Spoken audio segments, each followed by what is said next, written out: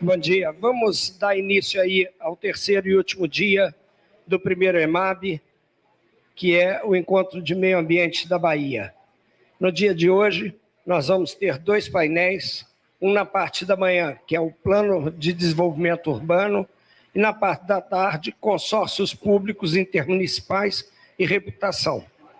Nesse plano de manhã, que fala sobre Plano de Desenvolvimento Urbano, nós vamos ter dois debates. Um sobre urbanização inteligente e sustentável e o outro sobre regulação fundiária na Bahia.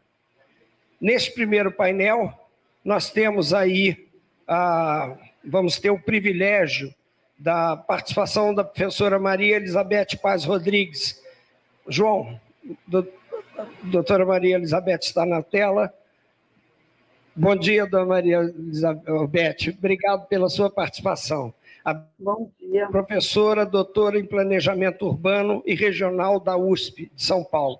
Obrigado, Beth. Você nos ouve bem? Ouço muito bem. Você me ouve? Para compor a mesa, como coordenador desse painel, convido André Ferraro, presidente da Associação Nacional de Municípios e Meio Ambiente, ANAMA, na Bahia. André, por favor. E Dr. Jorge Castellucci, que é assessor especial do presidente da UPB, União dos Prefeitos da Bahia. Nós vamos ter a participação ainda do Paulo Oliveira, ele não está ainda no auditório. Quando ele chegar, eu faço o convite para ele à mesa, ok? Beth, a palestra está com você. Você vai apresentar daí? Bom dia, Paulo. Bom dia a todos. Tá bom. A palavra está com você. Obrigada por esse convite. Fiquei muito feliz com ele. Fico muito feliz de poder participar desse debate tão importante, que é o planejamento urbano voltado ao desenvolvimento urbano e sustentável das cidades e municípios brasileiros. Eu não trouxe nenhuma apresentação visual, apenas um bate-papo em relação ao urbanismo, em relação à urbanização, que são coisas diferentes, e em relação aos municípios brasileiros, que realmente precisam de um outro olhar para que seu desenvolvimento, não só urbano, mas social e econômico, comece, seja implantado e concluído de forma a se tornarem municípios felizes, ou seja, que as pessoas gostem de morar ali. O urbanismo é uma ciência, e é uma ciência que deve acompanhar o planejamento urbano das cidades brasileiras em qualquer momento, em qualquer escala. Desde a escala do plano diretor, tão famoso plano diretor, né, um pouco assustador plano diretor, até a escala do pequeno bairro, do pequeno distrito. A urbanização histórica no Brasil, ela precisa ser mencionada porque a gente precisa entender o que aconteceu neste país para que nós tenhamos cidades, principalmente metrópoles, né, à beira do caos. Né? Não vou dizer que são caóticas, espaços, áreas caóticas, outras melhores, mas são cidades, são metrópoles que surgiram de uma forma sem critérios, né, pouco criteriosa, mas que se desenvolveram e chegaram até a macrometrópole paulista, né, que é uma das maiores cidades do mundo. O que aconteceu com o Brasil? Entender essa parte ajuda muito a gente a aceitar a situação que nós temos na cidade e poder, então, planejar a sua reestruturação. O Brasil surgiu a partir da colônia, todo mundo sabe, e as nossas primeiras cidades, elas surgiram a partir da pousada, da parada para descanso dos tropeiros que vieram conquistar o Brasil. Então, a partir desses pontos de parada, surgiram estalagens, surgiram restaurantes, e com isso as pessoas vieram morar, enfim. Todo o sistema viário, todo o sistema de transporte, ele é indutor do crescimento urbano. Quando eu falo crescimento, eu não estou falando qualidade junto. Crescimento, então, expansão urbana, principalmente horizontal. O Brasil passou por etapas do urbanismo, inclusive praticado no mundo. Né? Então, nós temos aí o urbanismo modernista, Brasília é um exemplo, temos outras cidades, mas Brasília é o maior exemplo, em que você planeja a cidade para que o ser humano, o habitante, se adapte a ela. Então, é um planejamento setorizado. Né? Surgiu na época da arquitetura modernista, mesmo, década de 50, e Brasília é um grande exemplo. Nós temos setores de moradia, setores de mansões, setores de equipamentos governamentais, enfim. O habitante, ele se adapta àquele espaço que foi projetado para ele. Eu já não acho que é o melhor espaço, mas eu não gosto de emitir uma nota para qualquer tipo de urbanismo. Todos eles têm razões, vantagens e desvantagens. Bom, nesse meio tempo, entre a colônia e o Brasil modernista, o urbanismo modernista, nossas cidades passaram pelo maior evento de urbanização, que foi o loteamento de áreas rurais. Então, a partir de um certo momento, famílias, herdeiros, perderam o interesse por suas propriedades rurais e começaram a loteá-las. Só que essas pessoas, elas não lançavam mão, por exemplo, de uma pessoa prática, técnica na área de urbanismo, inclusive porque pouco existiam. Né? Então, se chamava o agrimensor, que media as terras, desenhava um traçado viário, né, que ele achava que era adequado, a partir de uma estrada, de uma rodovia, de uma estradinha, de uma ferrovia. Então, a linha de ferro, a estrada, aquele caminho vicinal, aquela estrada vicinal, eram o ponto de partida do loteamento. Então, se fazia ali a divisão de lotes perpendiculares e paralelos a esse sistema viário, e daí, então, se montava lá um distrito urbano. O vizinho, a fazenda vizinha, fazia a mesma coisa, mas ele usava uma outra referência como ponto de partida. Então, o nosso traçado viário, que é o desenho das vias, ele é irregular, na grande, estrondosa maioria das cidades, inclusive das metrópoles. Nós temos traçados viários irregulares. Muitas vezes, nós temos traçado viário apropriado para terrenos planos, implantado em áreas de colina. Então, nós temos aquele sobe e desce nas ruas. Então, o mais fácil é fazer um traçado ortogonal, claro, né? Em ângulos retos, mas não apropriado para uma área de colina. Então, nós temos aí vários exemplos, vocês devem conhecer. E esse foi o grande fenômeno, ou seja, o evento que praticamente desenhou e planejou, sem critérios, as nossas cidades. Então, nós temos que considerar esse histórico para quê? Para entender o porquê da cidade. Não adianta a gente querer consertar ou reestruturar um trecho urbano, uma área urbana, um distrito, uma cidade inteira, sem entender o porquê a evolução urbana aconteceu daquele jeito. Então, por isso que nós, que somos da área de urbanismo, fazemos essa análise da evolução urbana de qualquer pedaço de cidade, qualquer espaço urbano que se deseje reestruturar, para entender o porquê. E por que a gente precisa entender o que passou? O que passou, passou. Não é bem assim. Nós temos um personagem importantíssimo na cidade, que é o morador. Então, para entendermos o porquê de muitos problemas das cidades atuais, nós temos que entender como é que essa figura tão importante que foi o morador da cidade, ele teve a ele oferecidas opções de moradia, opções de trabalho, opções de estudo, opções de deslocamento.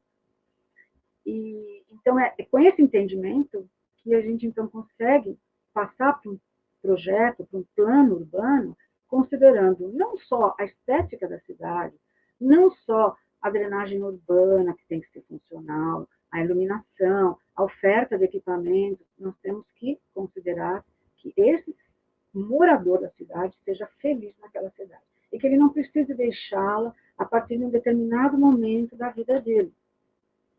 Um exemplo, cidades que não oferecem, por exemplo, o ensino médio. Então, muitas vezes os pais se veem em situação de colocar crianças, adolescentes de 15 anos, para morar em outra cidade para poder fazer o ensino médio. Então, voltando inclusive para a questão histórica, houve um momento no Brasil em que se estimulou a criação de novos municípios. Tanto é que nós temos Minas Gerais como o estado com o maior número de municípios, mais de 800 municípios. São Paulo tem 645 municípios. Então, nós temos no Brasil quase 5.700 municípios, praticamente 5.700 municípios. tá? Contando aí o Distrito Federal e Fernando de Noronha.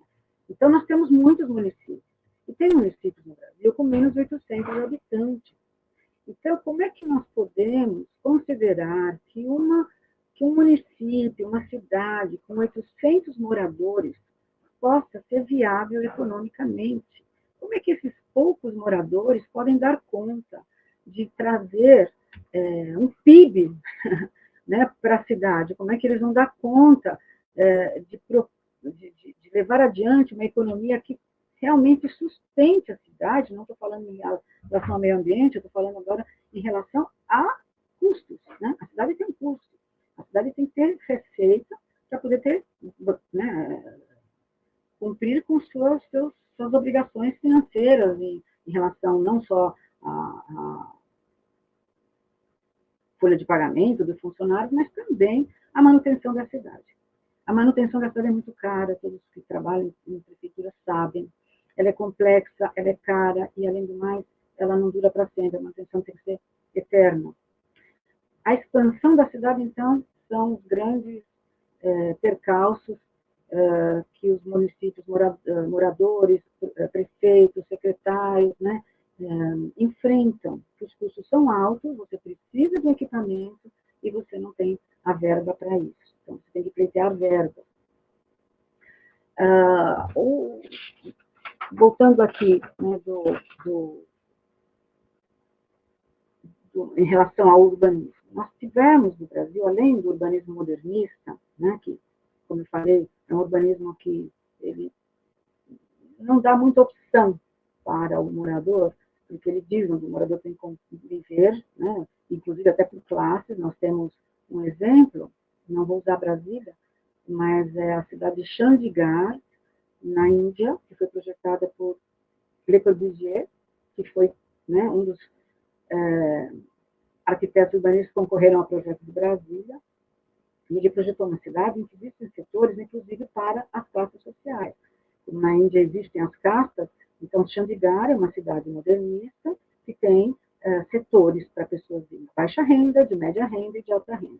Então, é lamentável, né, que um arquiteto urbanista tão famoso tenha proposto uma coisa dessa. Mas isso aí está ligado ao quê? À cultura local. Então, é nesse ponto que eu queria tocar. Quando a gente planeja cidades no Brasil, nós temos que lembrar que nós temos um país que tem diferenças enormes em toda a sua extensão. Né? Como se diz do Oiapoque ao Chuí, nós temos várias diferenças culturais, regionais, biomas diferentes. Quando eu projeto uma cidade, tem que considerar o regionalismo. Beth, nós estamos te ouvindo muito mal. O teu microfone, eu não sei como está, ele está... o som está chegando muito ruim para a gente. Vê se você consegue fazer alguma coisa.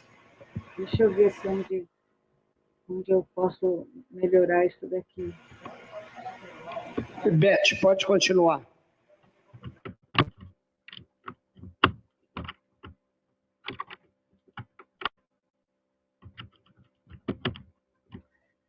Lamento, pessoal, a gente não espera essas coisas ainda, né? Bom, então eu vou retomar um pouquinho o que eu falava, é que as cidades brasileiras têm um histórico de um crescimento e desenvolvimento urbano muito ruim a partir do parcelamento das áreas rurais, por desinteresse das famílias ou por não conseguirem mais dar conta das atividades rurais, ou até vislumbrando um lucro maior com esse parcelamento das terras. Melhorou o som, pessoal?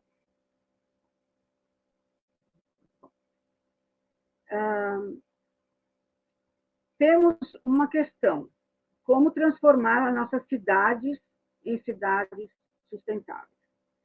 Vamos sair um pouquinho da metrópole, vamos sair um pouco das nossas grandes metrópoles, porque elas realmente têm casos, um conjunto de conflitos e de características bem complexos. E vamos pensar um pouquinho nas menores cidades brasileiras, essas cidades que têm 800 habitantes, 1.000 habitantes, e que é um contingente populacional que não consegue dar conta, por exemplo, de gerar riquezas na cidade, a ponto de que essa cidade independa de verbas externas, verbas federais, verbas estaduais. Então, a sustentabilidade, a gente passa, antes de pensar no meio ambiente, a gente tem que pensar que a cidade tem que se pagar, ela tem que custar o que ela ganha, pelo menos, empatar. As nossas cidades brasileiras, elas estão muito desprovidas de equipamentos públicos necessários e básicos. Muitas delas não têm um hospital geral onde se efetuam todo tipo de cirurgia. Muitas delas não oferecem um ensino médio aos seus adolescentes. Então, elas acabam dependendo de cidades próximas para realizar esse tipo de atividade. Quando você tem um conjunto de equipamentos públicos, por exemplo, deficitário, hospitais, rede de hotéis, né, com qualidade, um turismo bem estruturado, você acaba não atraindo novos moradores, você não atrai tantos visitantes quanto você gostaria de ter. Então, é importante que as pequenas cidades passem a contratar, produzir planos urbanos de acordo com a sua escala, e não copiando planos de cidades vizinhas. Isso eu vejo muito. Então, você tem uma cidade turística onde você não quer que haja um boom imobiliário e você produz um plano diretor em que se estimula o crescimento. São coisas antagônicas, e eu já vi isso. Então, nós temos que procurar produzir instrumentos urbanísticos que estejam realmente de acordo com a população, com o regionalismo, com a cultura local, com as expectativas da população em relação a tudo, a desenvolvimento social, econômico, esportivo, educacional, a saúde, e propor planos que sejam estimuladores de segmentos econômicos, para que não somente o turismo, a menos que seja muito forte, claro, mas não somente o turismo dê conta dessa receita, né? Receita menos custos, igual pelo menos zero. Quando eu tenho um espaço urbano com qualidade, eu atraio as pessoas para a rua, elas vão para a rua, elas querem fazer essas atividades opcionais que são diferentes de sair de casa para o trabalho ou sair de casa para o estudo. São atividades opcionais, seja da forma individual, seja em grupos, que é simplesmente sentar numa praça, contemplar a vida passando, fazer um exercício ao ar livre, passear com seus animais de estimação, fazer visitas aos vizinhos. Então, se eu tenho uma cidade em que a população vai para a rua, eu tenho segurança. Isso não é dito por mim, mas por vários autores, inclusive uma bem famosa, que é a Jane Jacobs, que não é urbanista, é jornalista, mas que se preocupou em pesquisar esse tipo de situação em que as cidades, as vias, né, urbanas, não atraem pessoas, e sim malfeitores.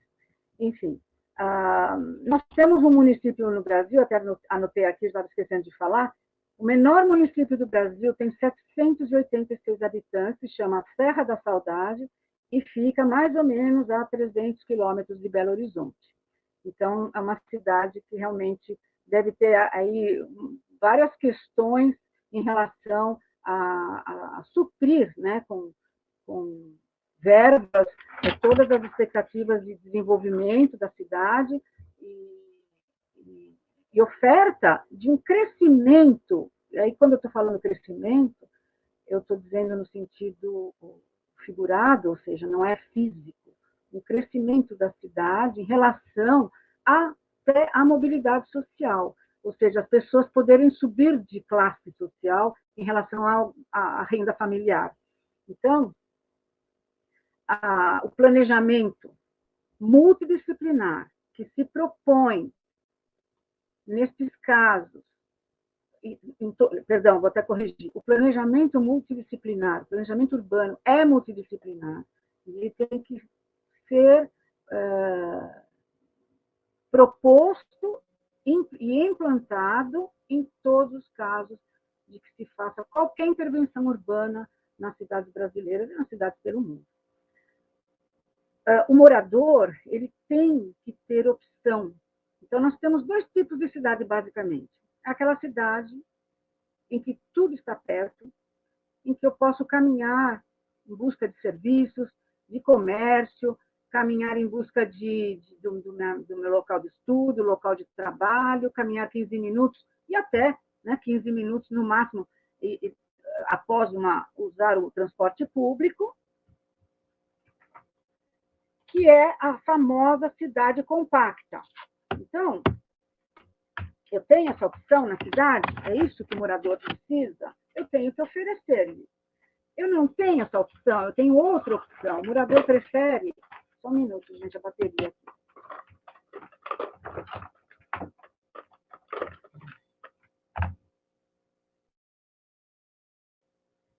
O morador prefere morar em áreas mais calmas, em áreas mais voltadas à natureza, perto do som dos pássaros, de áreas de lazer ao ar livre, sem poluição. Então, ele não vai morar nessa parte da cidade, que é a cidade compacta.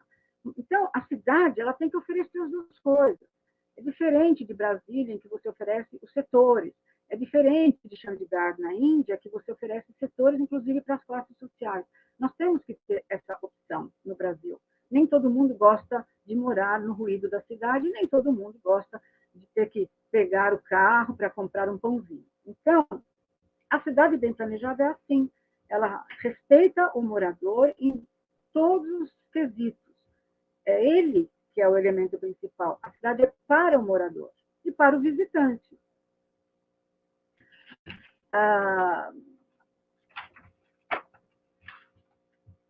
Tenho aqui umas anotações minhas. Bom, em relação ao meio ambiente, a sustentabilidade em relação ao meio ambiente é uma questão assim, debatida diariamente, diuturnamente no mundo. As cidades turísticas brasileiras, mais que todas, têm que proteger o seu meio ambiente, porque ela é o patrimônio dele, né? O patrimônio natural é o patrimônio econômico da cidade. Então, a educação para a preservação, juntamente com as ações governamentais para a preservação desse meio ambiente, dos nossos lindos biomas, é importantíssima no planejamento urbano. E o planejamento urbano, ele não dispensa essa linha, né, esse tema na sua atividade. Então, o planejamento urbano, como eu dizia, é multidisciplinar. O planejamento urbano inclui profissionais de todas as áreas que possa imaginar, economistas, estatísticos, engenheiros, urbanistas, arquitetos, professores, assistentes sociais, nós temos engenheiros ambientais, enfim. O planejamento urbano é uma atividade muito complexa e tem que ser levado a sério no sentido de que não se pode abrir mão dele agora, mais no século XXI no Brasil. Então, além disso, para encerrar, o planejamento urbano ele tem que ser acompanhado de prazos definidos, custos. Então, na hora de se aprovar um plano qualquer, desenvolvimento de uma área de uma cidade, nós precisamos saber quanto vai custar, em quanto tempo vai ficar pronto, para podermos, então, definir de onde sairão as verbas. Então, vou tentar concluir aqui rapidamente. Para mim, como urbanista, o desenvolvimento qualitativo e sustentável das cidades tem que considerar o histórico da cidade, o regionalismo, a cultura local, os hábitos locais, e perguntar para o morador qual é a cidade, que tipo de cidade você quer morar. E ele é que tem que nos orientar. Ele vai nos dar as diretrizes, não as diretrizes, mas as informações com as quais vamos montar as diretrizes modernas no sentido de contemporânea, no sentido de vanguarda, né? Diretrizes que não sejam mais aquelas diretrizes obsoletas, de verticalização em qualquer ponto, sem pensar se é possível, adensamento populacional em qualquer parte da cidade, sem rever se isso é sustentável. E quando eu falo sustentável, nesse caso, é a capacidade de suporte da cidade, de dobrar o número de moradores em uma certa parte. Então, para mim, isso que é desenvolvimento qualitativo e sustentável. E obrigada pelo convite. Está conosco aqui. Deu para a gente pegar o conceito básico da importância de planejamento urbano. Eu queria convidar aqui para a mesa também o André Sullivan, que é secretário de Meio Ambiente de Medeiros Neto, para apresentar justamente a visão do município pequeno, como pode se planejar diante desses pontos que a Beth colocou. Por favor, André.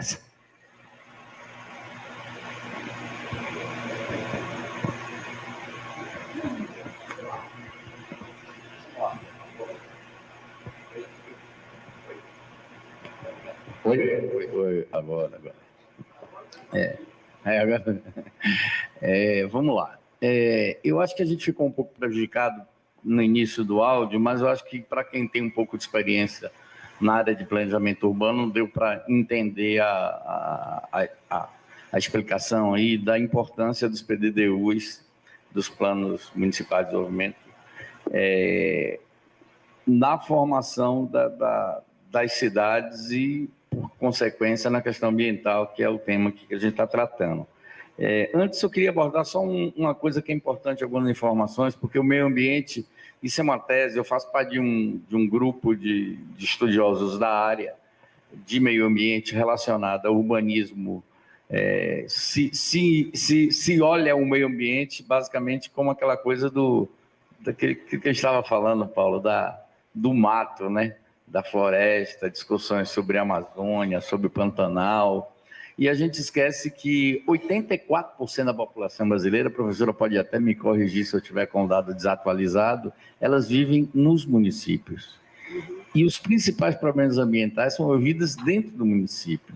Então, se a gente não encarar a questão do desenvolvimento urbano e da urbanização como aliado da questão ambiental, a gente não vai para lugar nenhum.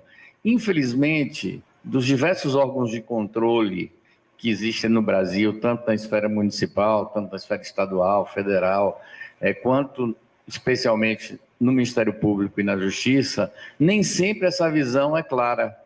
Então, efetivamente, a gente tem uma série de dificuldades de enxergar o urbanismo como aliado da preservação. Em muitos momentos, por exemplo, em determinadas ocupações irregulares em determinados municípios, e eu vivo no município isso diariamente, é necessário um processo de urbanização para preservar o que ainda existe de natureza.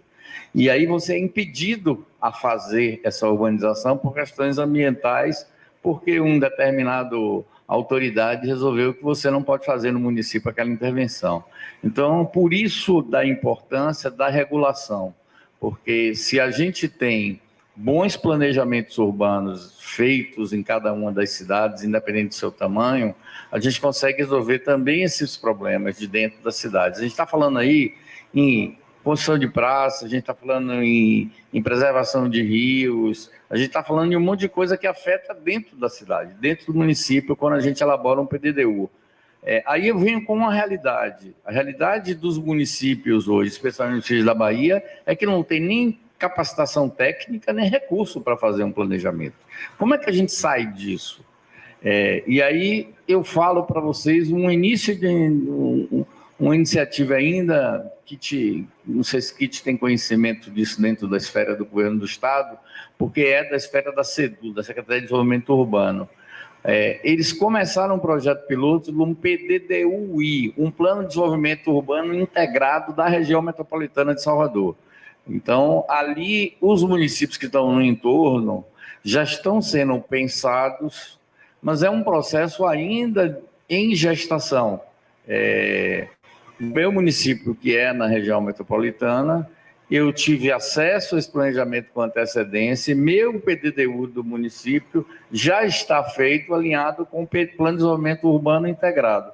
Então, esse é um tema, Jorge, que a UPB precisa estar dentro, que o governo do Estado precisa entrar dando suporte técnico, integrando os diversos planos municipais a um pensamento regional, seja qual for o critério de regionalização, seja por macro-território, seja por território de identidade, enfim, a gente precisa ter planos urbanos pensados, e isso nos dá a condição de intervenções urbanas que sejam mais sustentáveis, que sejam possíveis de serem feitas e pensadas estrategicamente. Então, a gente está falando aí em limpeza de rios, em reconstrução e reconstituição de fauna e de flora em determinadas cidades, que são fundamentais para as pessoas viverem dentro da cidade. A gente vive em cidades hoje com os índices de alagamento. A Bahia teve recentemente uma inundação grande dentro das cidades. Então, a gente precisa pensar o planejamento tanto de forma individual, prefeitura, como de forma regional, para a gente poder integrar. A professora falou aí, hospitais, escolas, isso tudo também tem que ser pensado. Eu costumo dizer assim, a gente tem lá na minha região, um determinado distrito de uma cidade vizinha que fica muito mais próximo de nossa sede do que da sede do município de origem, que tem uma escola de segundo grau sendo construída, e eu estou construindo uma escola de segundo grau no meu município também. Não vai ter aluno. Falta aluno para ocupar essas duas escolas. Então, ou seja, e cada prefeito, com razão, vai brigar dentro do seu município, né? Então, a gente vai no governo lá pedindo obra para a gente, né?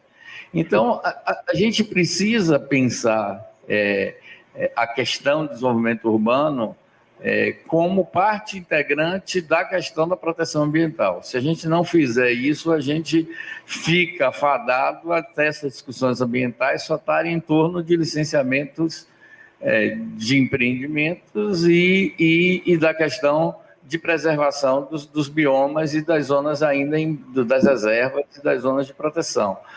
E a gente precisa trazer a discussão ambiental para dentro do município, dentro da cidade. E aí você passa a responsabilizar as pessoas também.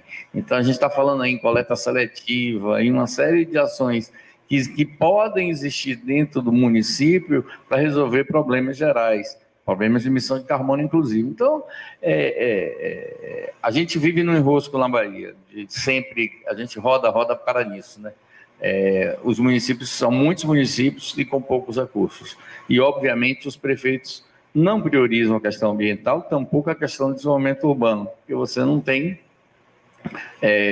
condição financeira para fazê-lo. Sua prioridade é outra. A prioridade é combate à pobreza, é educação, é saúde batendo na porta, é o desemprego batendo na porta de cada prefeito, né, secretário? Você sabe, o prefeito lá, quem está na ponta sabe o que é isso, aqui tem prefeito, sabe essa pressão do dia a dia que a gente enfrenta. Então, a gente realmente precisa ter uma estratégia. Eu até escrevi uma coisa hoje, mais cedo, sobre exatamente isso. A gente discutindo ontem sobre a necessidade de um plano estadual de meio ambiente que seja integrado a um plano estadual de recursos hídricos, um novo plano estadual de recursos hídricos, integrado também a um novo plano de desenvolvimento urbano integrado desses municípios. Quando nada, a gente começar pelas sedes regionais, você tem 8 macro-regiões, e a partir desse planejamento você conseguir pensar a ocupação territorial dessas áreas. Só falando mais o item que é muito importante nesse pensamento do planejamento, óbvio, junto com o planejamento urbano, é muito importante dizer que vem um código ambiental de cada município, que estabelece o que pode e o que não pode naquele território. Então, você dá um marco regulatório do que pode e do que não pode. E junto com isso, tem iniciativa, ontem eu falei do Tribunal de Justiça, o PB está nisso também, da regulação fundiária. E esse sistema de regulação fundiária que o Tribunal de Justiça e o desembargador Rotondano está fazendo, ele se estende à zona rural também. Então, a gente pode fazer regularização fundiárias de zonas de conflito fundiário, inclusive. Inclusive, a propriedade da prefeitura entrar sem necessidade de autorização legislativa, isso é muito importante. Como essa ferramenta de desenvolvimento urbano para resolver problemas de áreas, desde que tenha viés social, de áreas de ocupação irregular, resolver questões de favelas, que a gente sabe do processo de, entre aspas, sem usar um termo pejorativo, mas usando o fenômeno de favelização que houve das cidades baianas ao longo dos últimos 20 anos. E coincide com a melhora de renda da zona rural. Então, você trabalha no campo, melhora de renda dele, não faz sentido, ele vai para a cidade mais próxima e adensa aquele bolsão, e aí piora a situação, totalmente sem planejamento, sem esgotamento sanitário, sem vias públicas, sem escola, sem nada. Você pega uma cidade como Feira de Santana hoje, que é a maior cidade do interior da Bahia, eu não quero falar nem Vitória da Conquista, que é a melhor cidade do interior da Bahia, com todo respeito às outras. Mas você pega uma cidade como Feira de Santana, a Feira de Santana hoje tem 1 milhão de habitantes. Dos 1 milhão de habitantes, 700 mil vivem em situação de desurbanização. Não existe via pública, não existe esgotamento sanitário, não existe. Então, ou seja, de onde é que sai 700 mil pessoas para ocupar? Do campo. Do campo. Então, ou seja, as pessoas melhoram ou a seca, que traz as pessoas para o centro maior, ou até melhora de renda. A pessoa vê que ali ela tem um Bolsa Família, agora o Auxílio Brasil, Bolsa Família, a pessoa não é estimulada a ficar no campo. E aí é uma outra estratégia econômica de retenção do homem no campo. Então, são itens importantes que a gente precisa colocar na pauta de discussão, aproveitando o novo governo, ou seja, precisamos colocar na pauta do novo governo 3 itens, voltando para resumir. Um é o Plano Estadual de Meio Ambiente. Ponto 2, o Plano Estadual de Recursos Hídricos. Um estado com esse tamanho de zona no semiárido, a gente não pode ficar, ainda faltam, no plano original, ainda faltam umas 5 ou 6 barragens a serem construídas para a gente ter capacidade de reservação. E o terceiro ponto, um grande plano estadual de desenvolvimento urbano para atacar as questões das cidades que precisam ser ajudadas a sair da inércia do desconhecimento e levar planejamento para essas cidades serem desenvolvidas dentro de uma lógica racional. Então, acho que é basicamente isso que a gente pode contribuir aí, e como ANAMA, como Associação dos Municípios, e junto com a UPB, a gente propôs isso, Jorge. Aí eu faço uma provocação à UPB, que a gente faça essa adência à carta do fórum, aí a gente adense essas questões, viu, Paulo? Adense essas questões para levar um novo governo que com certeza está sensível a essas situações, e a gente precisa garantir que essa coisa aconteça para frente. Então, como está, é que a gente sabe, quando não se faz nada, os resultados são esperados, né? Pelo menos se a gente tentar moldar, a gente pode mudar a rota, porque como está, vai ser adensamento, continuar adensamento de cidades, continuar bolsões de miséria, continuar agressão na natureza e piora de vida dentro das cidades, aí vem alagamento, vem todas as consequências dos desastres naturais. Então, é basicamente isso que eu posso contribuir como nessa área de planejamento urbano. É uma área que eu estudo há algum tempo, então essa contribuição que eu posso dar junto com a professora, não no nível da professora da UFS, mas de quem vive a realidade dos municípios da Bahia, tá? É basicamente isso. Bom dia a todos. Bom dia, pessoal. Bom dia. Bom dia, professora. Satisfação. Bom dia. Participando com a senhora. E eu posso dizer o seguinte, já dei bom dia, você já respondeu, já posso ir embora. Porque ele aqui falou tudo, não tem mais o que falar. Então, ele fez um apanhado aqui muito grande. A gente só pode tentar contribuir ratificando realmente esses problemas todos existentes nos municípios. Eu estava comentando aqui antes com o Paulo e o pessoal, dizendo que a gente passa a ser, em forma até meio que repetitivo, diante das questões que nós enfrentamos, principalmente nos municípios menores, que são aqueles que realmente precisam de uma atenção diferenciada. Como a André aqui citou, são questões que já foram avançadas, já houve um avanço em algumas situações e de melhoras em alguns pontos, mas tem muito além ainda para que a gente possa buscar essa melhoria da qualidade de vida de quem realmente participa e mora dentro das zonas urbanas nos municípios.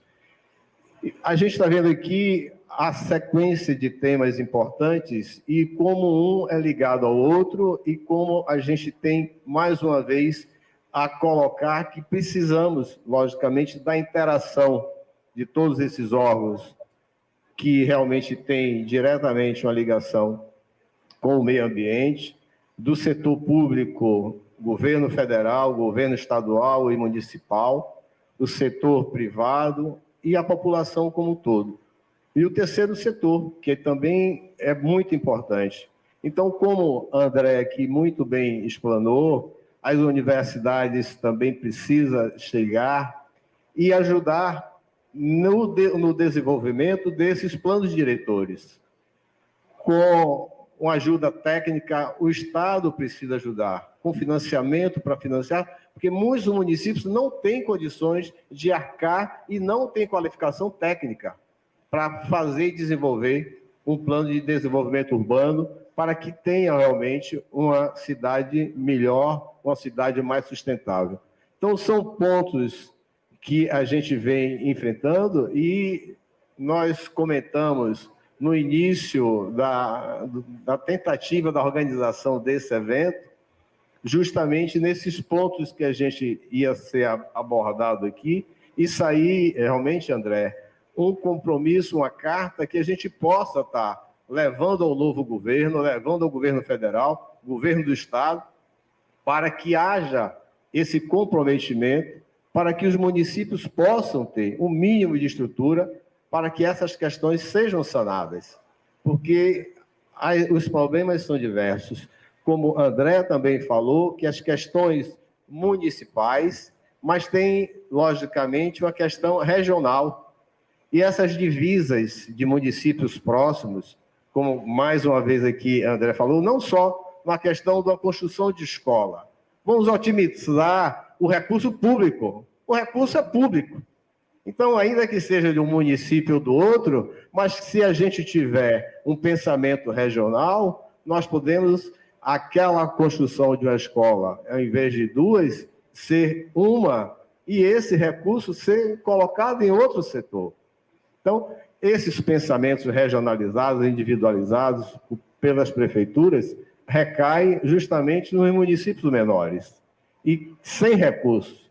Quem tem alguns recursos, como Madre de Deus, que está ali próximo de Salvador, como foi colocado aqui, e numa apresentação, eu tive uma participação numa apresentação do então vice-governador, secretário de Planejamento, e ele mostrando o gráfico, né, da concentração da arrecadação de impostos dos municípios da região metropolitana e a dificuldade dos outros municípios, que é a grande maioria que tem realmente essa grande dificuldade.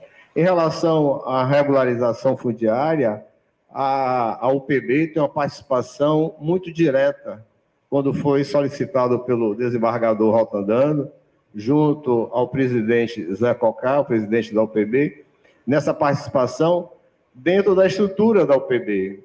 A UPB tem uma estrutura de dar assistência aos municípios, uma assistência jurídica, uma assistência de infraestrutura através de um corpo de engenharia que tem dentro da UPB, e esses profissionais estão em parceria com o Tribunal de Justiça, fazendo esse plano de regularização fundiária, que já tem avançado em muito.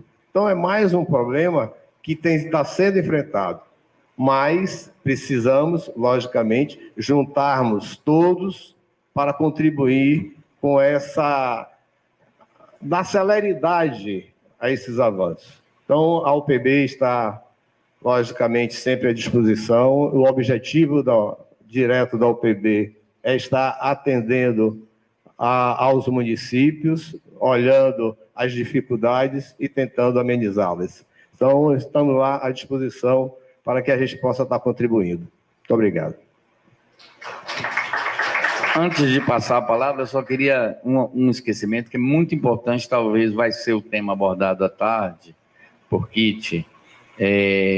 No dia 16 de novembro, foi promulgada a Lei 14.488, estadual, que regula essa atuação dos consórcios públicos municipais. Consórcio público intermunicipais ou municipais, eles são, hoje, a ferramenta mais avançada que a gente poderia ter para essa descentralização e para essa regionalização que eu abordei. Então, isso, a gente ficou muito feliz do governo encampar essa ideia desde agora do final do governo Rui Costa, e o governo Jerônimo, governador, já se assumiu o compromisso de realmente potencializar os consórcios, e essa lei permite os consórcios serem executores de obras públicas. Então, a gente está falando aqui em pensamento regional e otimização de recursos públicos, e a destinação dos recursos deixa de ser uma questão apenas municipal e passa a ser encarada como uma questão regional dentro do âmbito dos consórcios. Então, é muito importante essa ferramenta. Essa ferramenta é uma ferramenta de centralização administrativa do Estado, é uma forma de centralização administrativa. Muita gente reclama dos poderes concentrados em Salvador, né? Ou seja, nas secretarias de Estado, e o consórcio passa a ser um governo local. É o governador na ponta, trabalhando com esses diversos consórcios de multifinalitários, podem ser de infraestrutura. Existe uma rede grande dos consórcios de saúde em função das unidades de saúde, das policlínicas, mas a gente tem muito a avançar nessa questão dos consórcios multifinalitários como ferramenta de gestão, nessa lógica que a gente está falando, e pode incluir PDDU nessa transferência de tecnologia e transferência de recursos para viabilizar planos de desenvolvimento urbano regionais e municipais a partir dessas iniciativas. Então, são coisas que a gente tem que discutir no âmbito do meio ambiente, e eu estou muito, muito esperançoso que essa lei realmente signifique um ponto de inflexão na gestão pública da Bahia. E eu estou confiando muito nisso, que esse vai ser a grande novidade nessa próxima gestão do governador Jerônimo. Então, a gente leva muita fé de que esse seja a gente precisa se renovar para continuar, a gente precisa avançar, a gente precisa sempre estar reciclando, né? E essa é uma ideia, e essa é uma prática hoje perfeitamente possível de ser feita, dessa descentralização. Eu levo muita fé nisso. Vamos lá.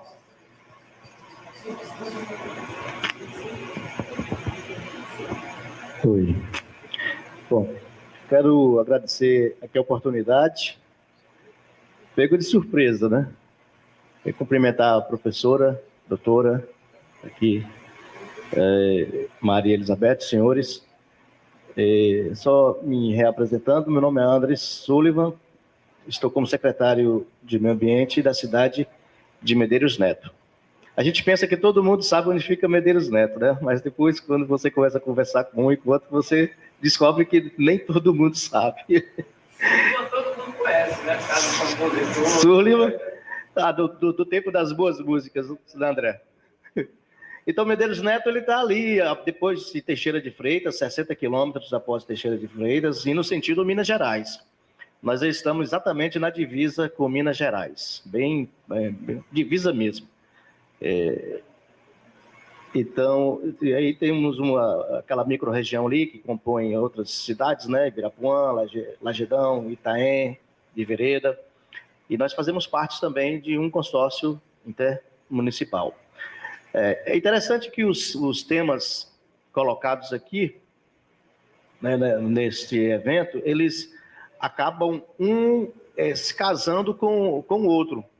E eu estava analisando aqui que esse tema de hoje, ele, na verdade, a professora ali, ela pode até discordar ou concordar comigo, mas para se implantar, eu diria que hoje nossos municípios, eles precisam de uma implantação de urbanização, porque ao longo dos anos da história, os municípios, né, eles foram surgindo e, como posso dizer, caminhando desordenadamente, sem nenhum projeto e processo de urbanização. Essa é a nossa realidade. E hoje, para se implantar um processo de reurbanização ou de urbanização desses municípios, necessitaria também um trabalho de educação ambiental. Porque as pessoas elas se acostumam com aquilo que elas cresceram e viveram naquele meio, naquele ambiente e da forma como a coisa existe.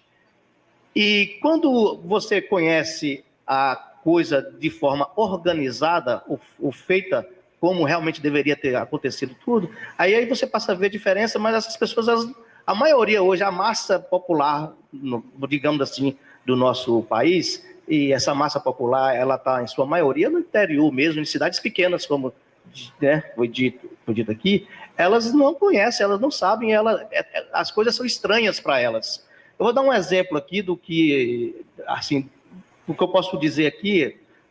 Eu estou sentado aqui no meio de pessoas altamente capacitadas, a doutora ali, e o que eu posso, assim, contribuir é falar um pouco da experiência que a gente tem vivido lá em Medeiros Neto, que é um município de aproximadamente 23 mil habitantes.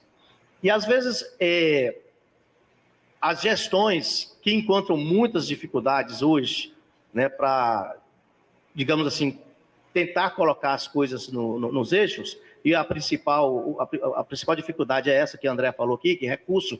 Os municípios pequenos não têm recursos para se reestruturarem.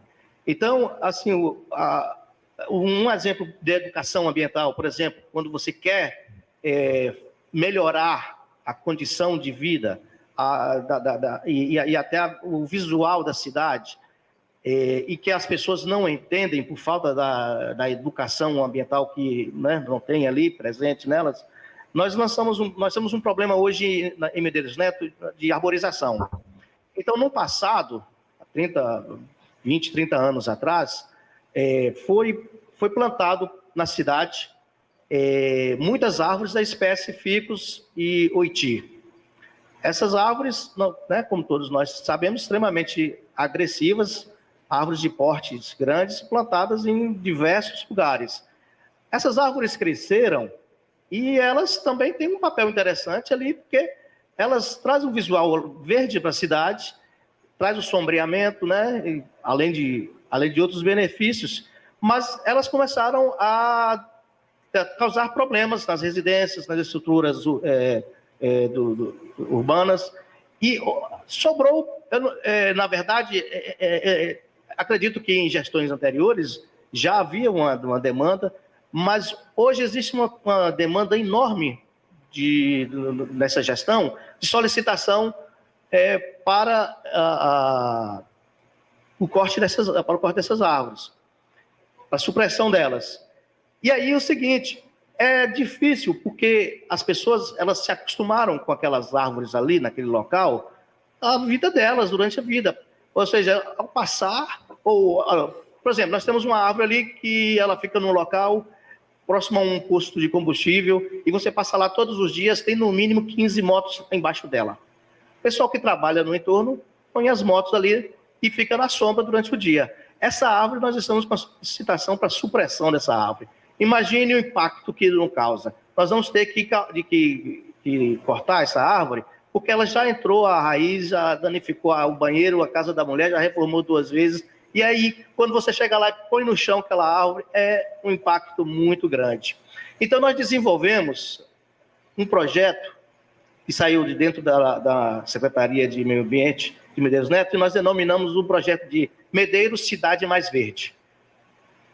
Esse projeto é o seguinte: na rua que nós temos que suprimir uma árvore dessas espécies, ficus, oiti, aí a gente chega e arboriza a rua inteira com a espécie adequada. O impacto vai ser bem menor, porque a população vai ver que nós estamos tirando 2, tirando uma, mas estamos plantando outras, e no futuro aquilo vai trazer um resultado fantástico. Mas já há acontecimentos lá de que a população não aceita as novas árvores. E teve uma rua que nós fizemos esse plantio, e as pessoas mataram as pequenas árvores, algumas das pequenas árvores. Então, esse trabalho de educação ambiental, ele precisa vir antes de tudo, e ele é urgente, ele precisa ser feito. E como eu, conversando com alguns colegas, o nosso prefeito, ele é uma das preocupações e uma das solicitações que ele tem feito para a gente, e às vezes o prefeito faz para a Secretaria de Meio Ambiente, entendeu? Quando, na verdade, ele deveria fazer para a Secretaria de Educação, para fazer esse trabalho. É claro que nós podemos trabalhar em conjunto, devemos trabalhar em conjunto. E eu falei assim, prefeito, veja bem, a forma como o senhor quer que nós façamos, eu estou falando isso aqui porque serve de exemplo para outros secretários e outros municípios. Talvez nós não vamos atingir o objetivo de fazer com que essa educação ela se concretize na vida das pessoas. Eu acho que o interessante é nós colocarmos a questão ambiental dentro da grade curricular do município. E nós vamos estar levando essa proposta já para o próximo ano para a Secretaria de Educação. O secretário de Educação ele teve uma boa receptividade da ideia, o prefeito também gostou. Então, quando se vai fazer esse trabalho de urbanização, é necessário que haja.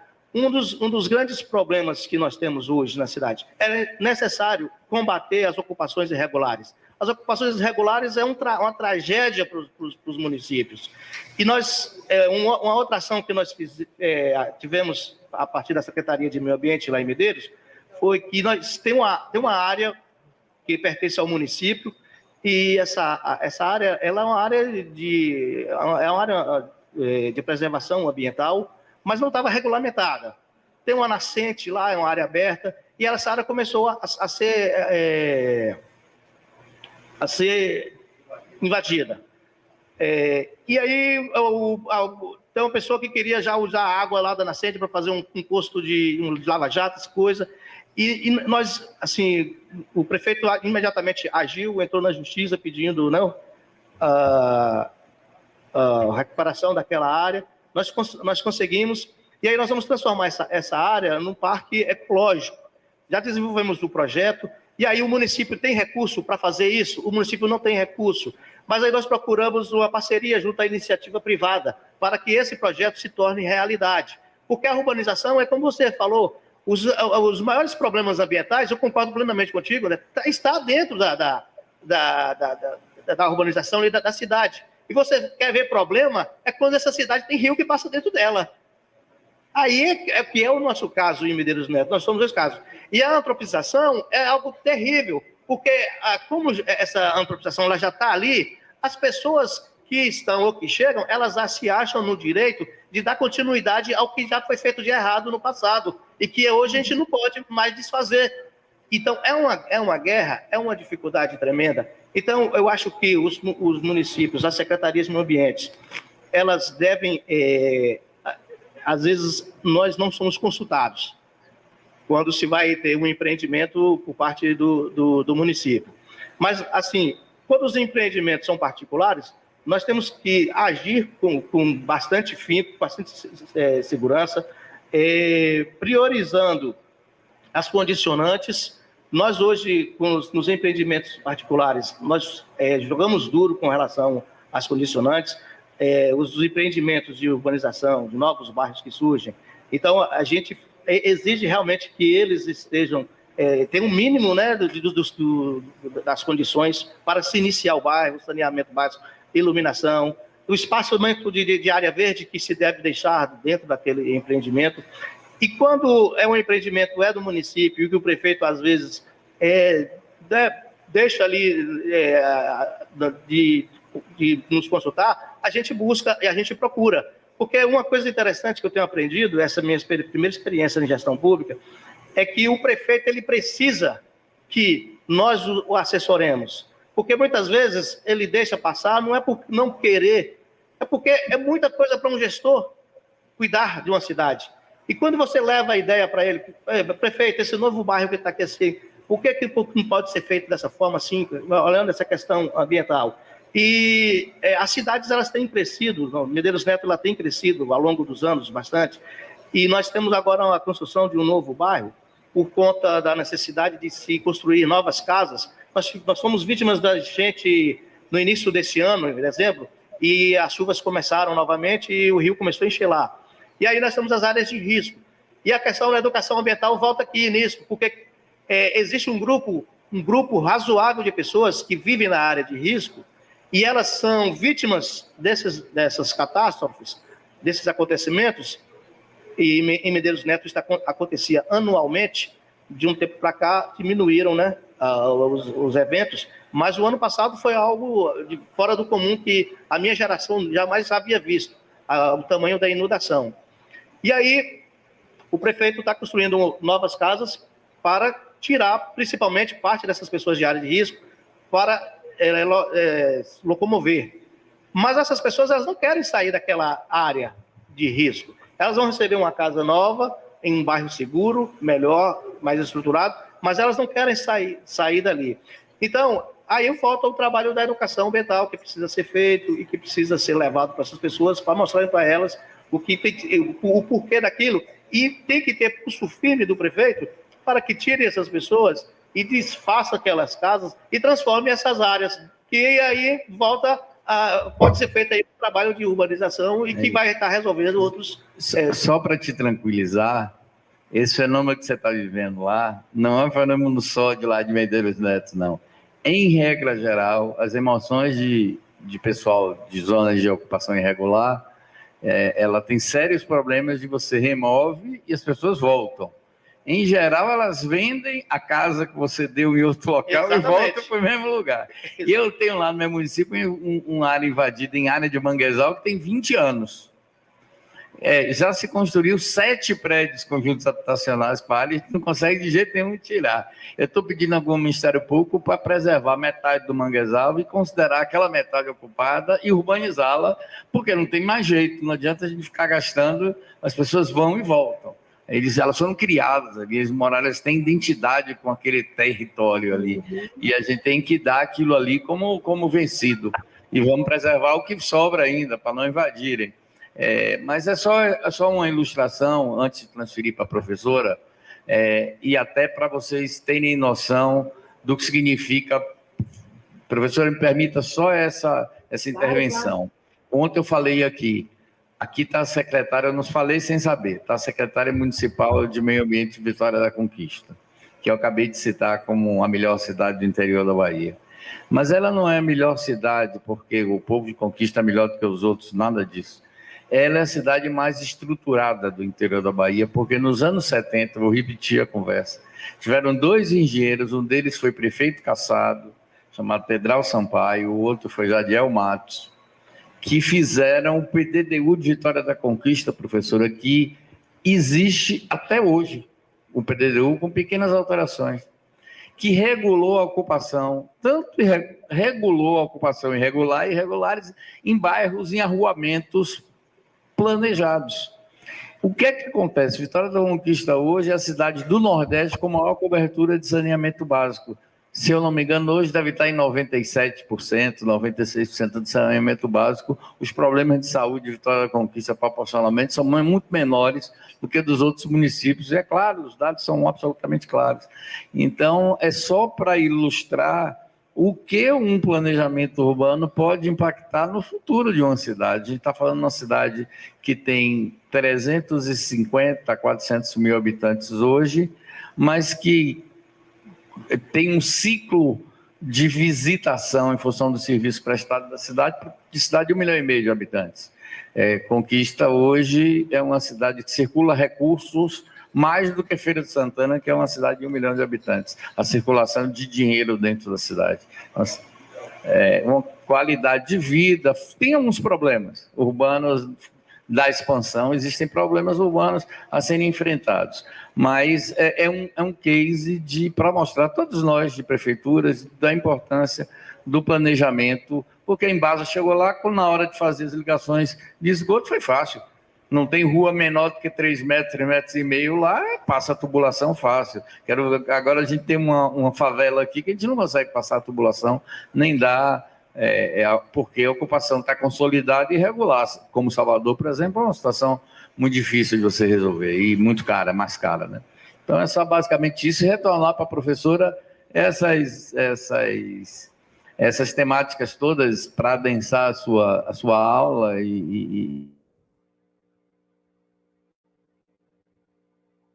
questão da cidade da Bahia. E mais um assunto, Salvador, só depois para a provocação, é uma cidade originalmente planejada. Salvador é resultado de um plano urbano que veio pronto de Portugal para se instalar na cidade. Então, existe esse plano antes da cidade existir. O plano de desenvolvimento de Salvador, de surgimento, ele é anterior à existência do município. Então, a gente tem tradição. Era para dizer que a gente tem tradição em planejamento urbano na Bahia também. Tá certo, que bom. Então, pessoal, eu assim, fico feliz de ter ouvido os três. Os três falaram com muita propriedade.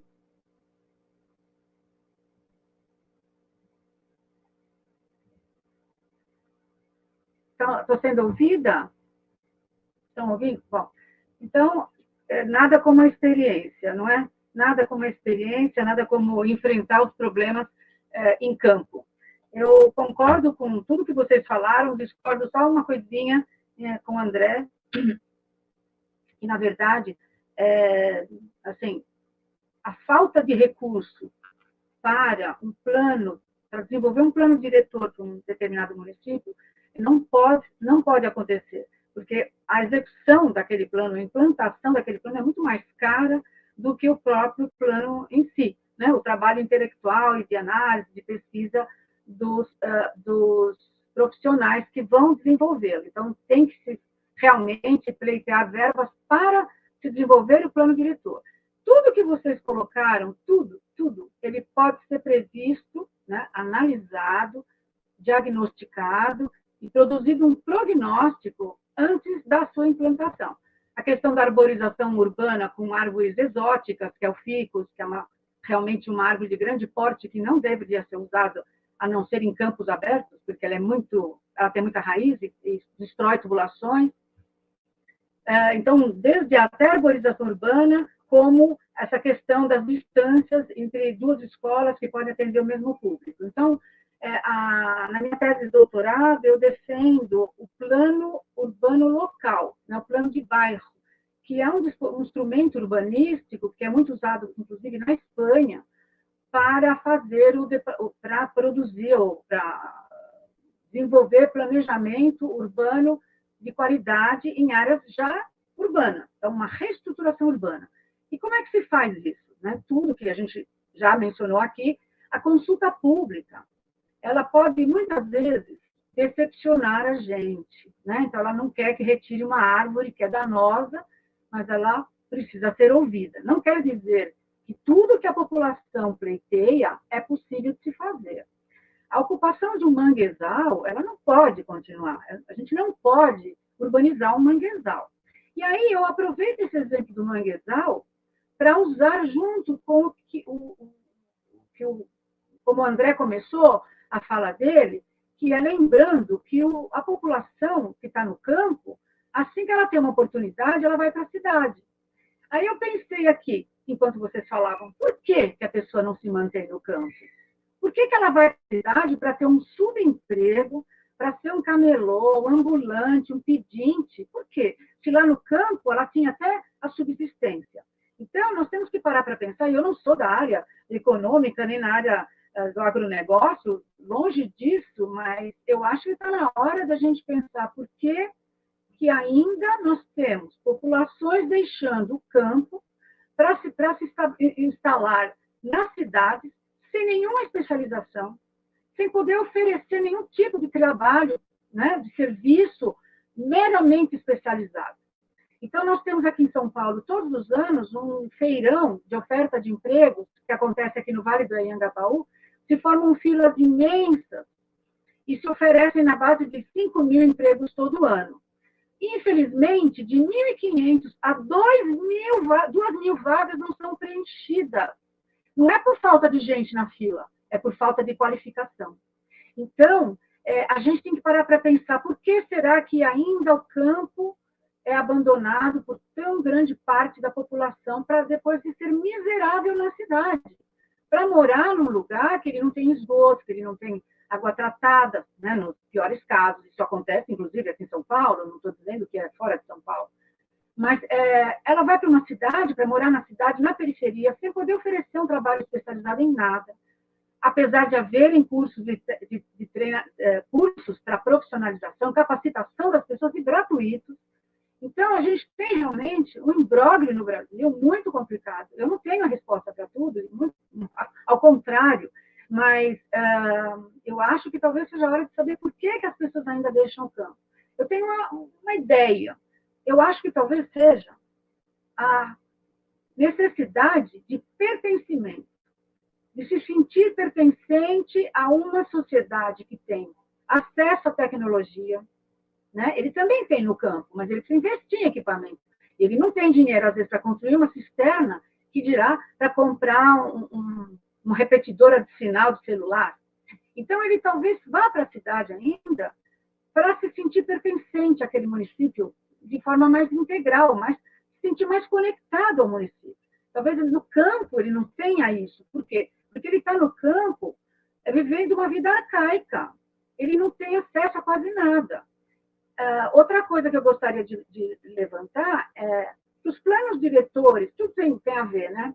O plano diretor de desenvolvimento integrado, que é o plano de diretor para as regiões metropolitanas, que é uma lei federal, e que poucas cidades ainda atenderam, né? Esse plano, ele realmente pode fazer com que as cidades menores, uma compartilhe com a outra equipamentos que elas não podem ter, e equipamentos que elas não podem bancar, né? Então, essa proximidade de duas escolas que poderiam atender o mesmo público é consequência da falta de planejamento e da falta da análise daquele espaço urbano, o levantamento de dados para ver onde as pessoas moram, a idade das pessoas, quando elas vão precisar daquele ensino médio, certo? E quais as distâncias que elas precisam percorrer.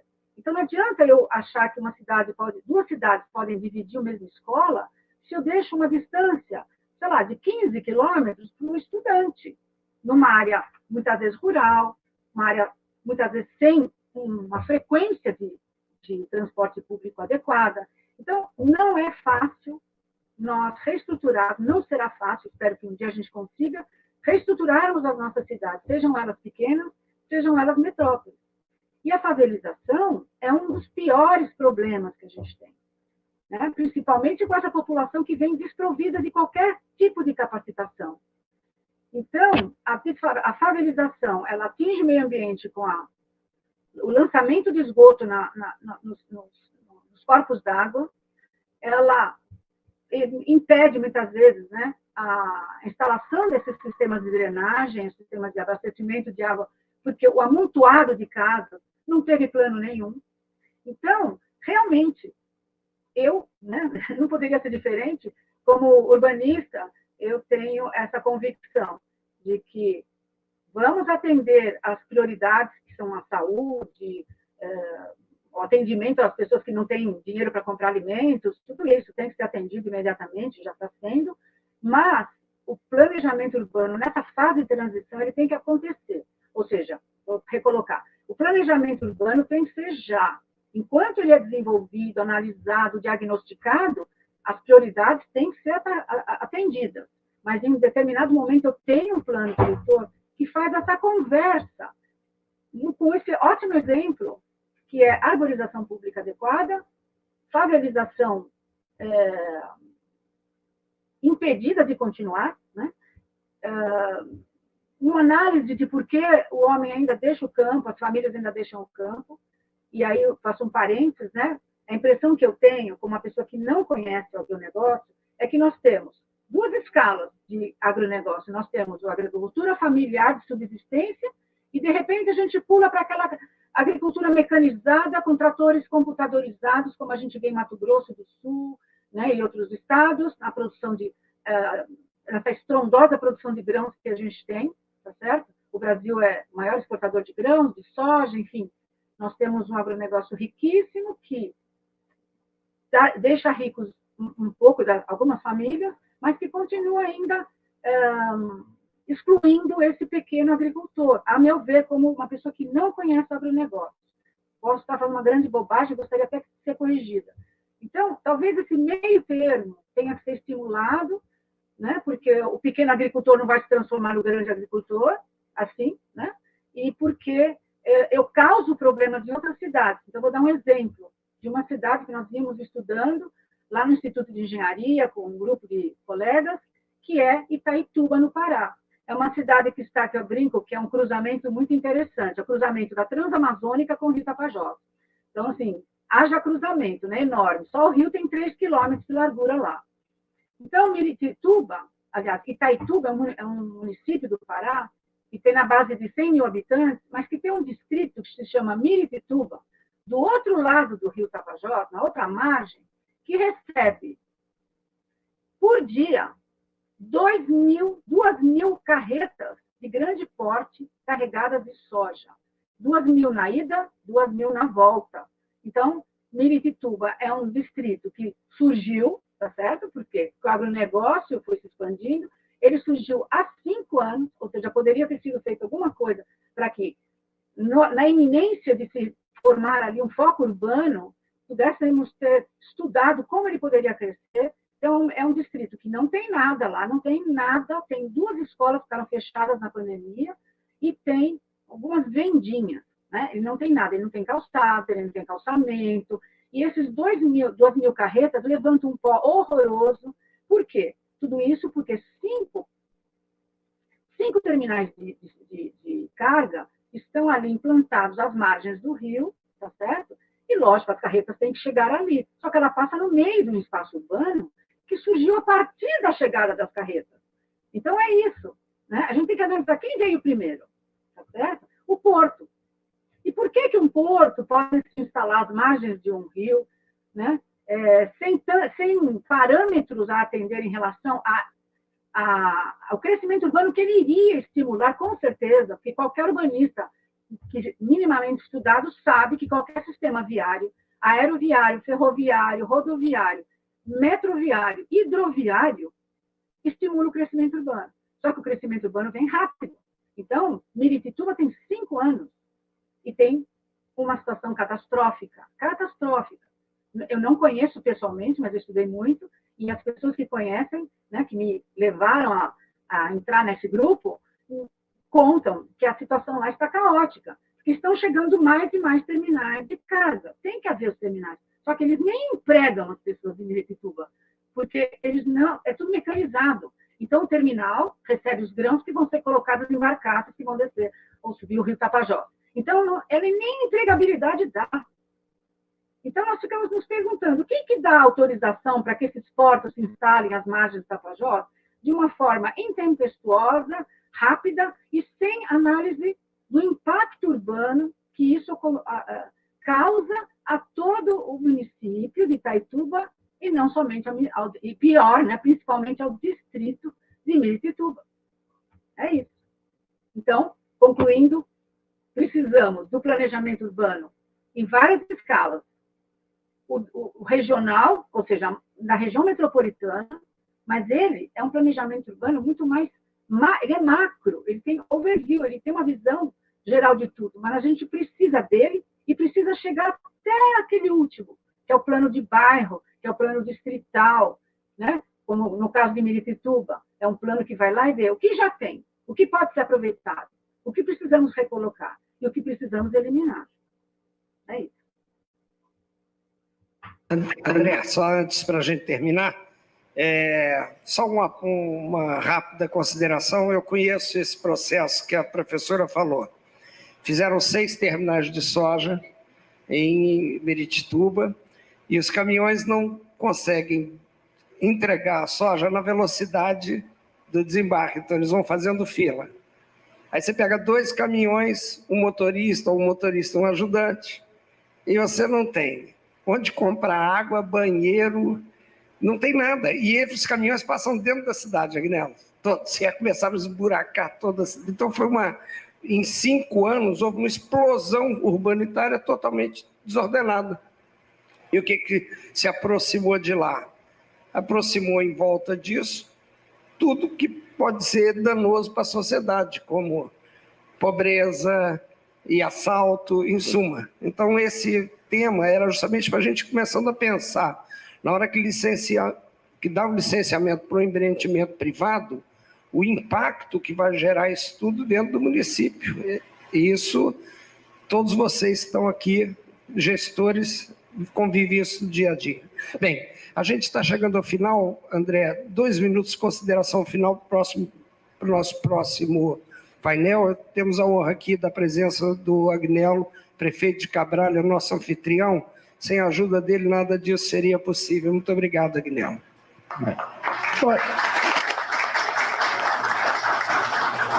Eu acho que a gente já está, Paulo, bastante atrasado. Eu acho que deu para dar uma geral da importância dos planos de desenvolvimento urbano para os municípios.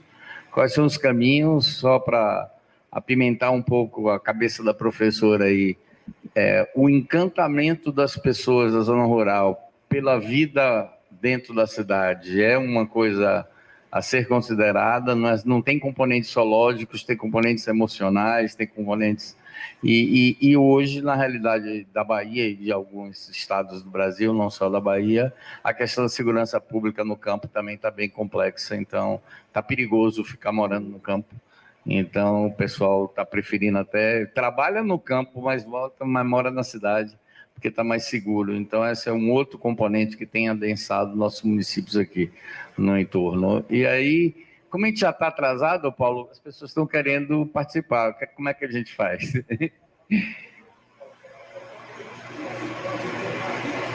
E as perguntas depois? Tá. Então ficam combinadas assim. Vamos começar o próximo. Para agradecer a professora a presença e acho que foi muito valia para todo mundo que está aqui da gente juntar essas forças para ter esses planejamentos regionais também. Muito obrigado, professora. Eu é que agradeço a oportunidade maravilhosa. Gente, muito obrigado. Castellucci, por favor, você é o único que fica sentado aí. Fique aqui.